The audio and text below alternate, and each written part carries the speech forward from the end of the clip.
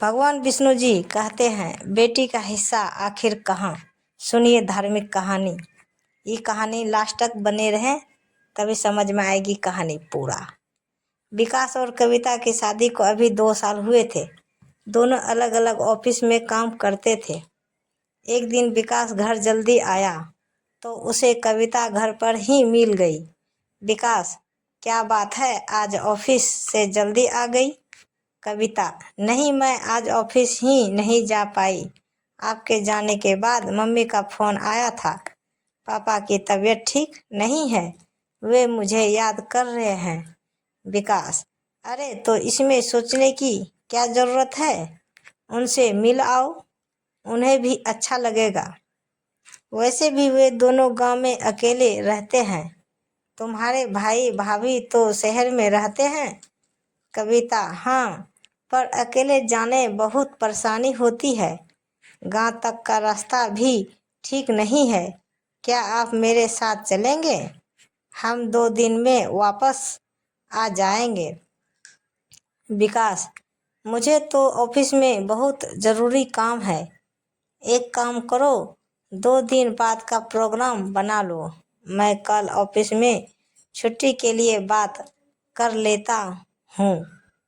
कविता, ठीक है, आप कल बता देना तो रिजर्वेशन करा लूँगी।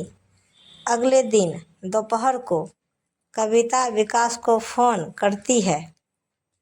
कविता, विकास, अपने बात कर ली? छुट्टी के लिए कब निकलना है? विकास, हाँ कविता, कल का रिजर्वेशन करा लो, हम कल सुबह निकल जाएंगे। अगले दिन दोनों ट्रेन से गांव पहुंच जाते हैं। कविता और विकास जब घर पहुंचते हैं तो उसके पिता अंतिम सांस ले रहे थे। उन्हें देखकर कविता फूट फूट कर रोने लगती है। कविता, माँ, आपने तो कहा था पिताजी की तबीयत ठीक नहीं है।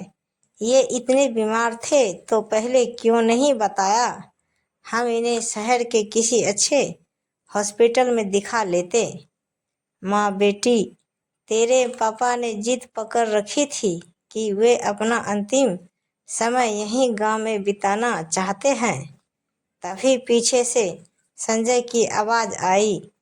संजय कविता का भाई था। संजय, हाँ, सब कुछ बेटी ही करेगी। बेटे के लिए तो इस घर के दरवाजे पहले से ही बंद हो चुके हैं। सारी खबर बेटी को दी जाएगी, यही इलाज कराएगी। कविता, भैया, आप यह क्या कह रहे हैं? मैं भी अभी अभी आई हूँ और आपका फर्ज है माँ बाप का ख्याल रखने का। आप यहाँ से जाने के बाद कभी इनसे मिलने आए हैं? संजय, तुम दोनों आ जाते हैं गांव का हिस्सा अपने नाम करवाने, हमारी क्या ज़रूरत है? कविता, भैया, आपको शर्म नहीं आती? इस समय भी ऐसी बात कर रहे हो? देख नहीं रहे पिताजी की हालत?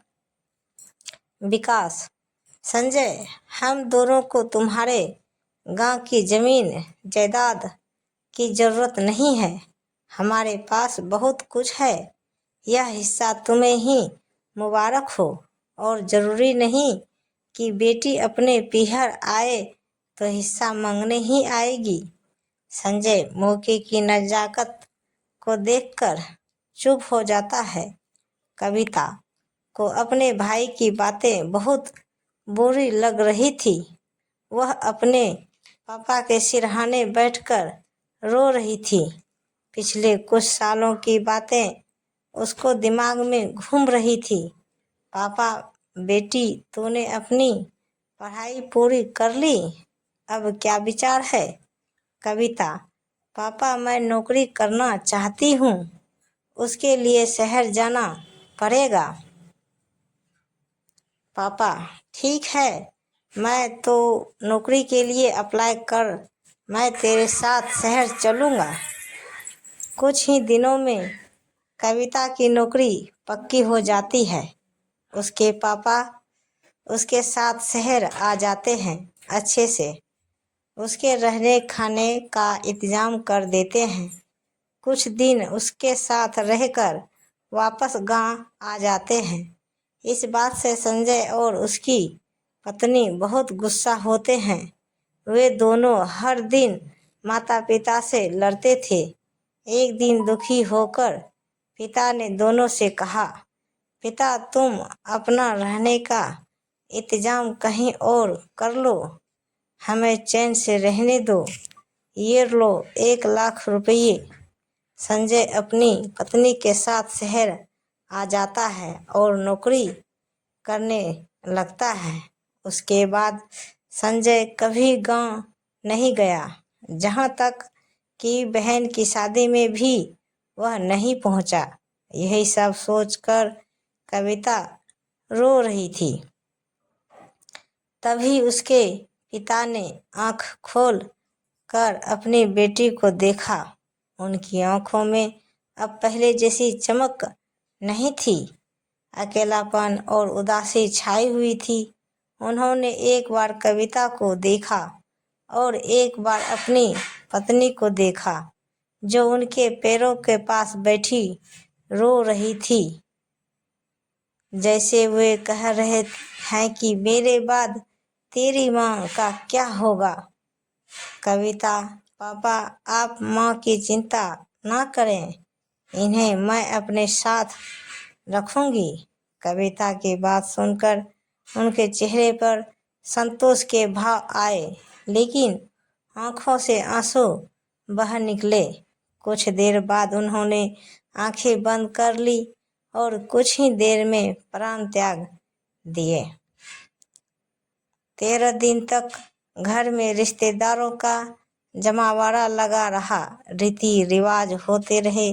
13वीं के बाद सब चले गए। कविता, विकास क्या हम माँ को अपने साथ रख सकते हैं? विकास, हाँ क्यों नहीं, लेकिन मेरी एक शर्त है। कविता, वह क्या? विकास, यह पूरी जायदाद माँ को संजय के नाम करनी होगी। जेवर रुपया सब कुछ, नहीं तो वह यही कहेगा जायदाद के चक्कर में मैं माँ को ले गए। कविता ने संजय को बुलाकर अपना फैसला सुनाया और पेपर तैयार करवाकर सब कुछ उसके नाम कर दिया। चलते समय कविता ने संजय से कहा, कविता भैया एक बात याद रखना, बेटियों केवल दुख दर्द बांटने आती है, जमीन जायदाद नहीं। यह कहानी आपको कैसी लगी? अपना विचार हमें कमेंट बॉक्स में ज़रूर बताएं। प्रेम से बोलिए जय माता दी। ऐसे ही वीडियो देखने के लिए हमारे चैनल को सब्सक्राइब करें और वीडियो को लाइक ज़रूर करें। धन्यवाद। तो दोस्तों मिलते हैं अगले वीडियो के साथ, तब तक बाय बाय दोस्तों।